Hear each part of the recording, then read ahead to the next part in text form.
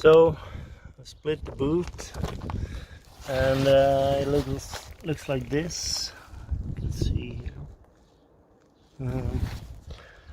That's the gasket.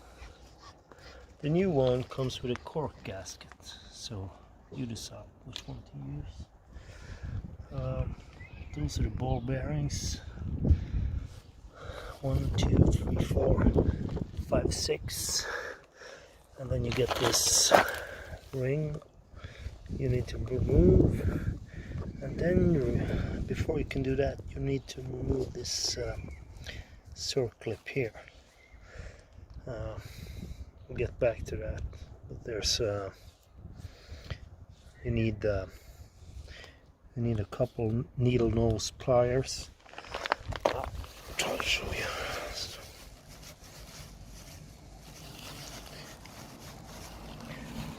One of those bad boys, you need to insert the pliers into those holes.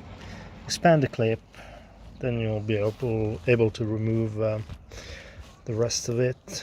Then after you've done that, you need to remove this boot circlip. Then you can remove the whole boot and continue.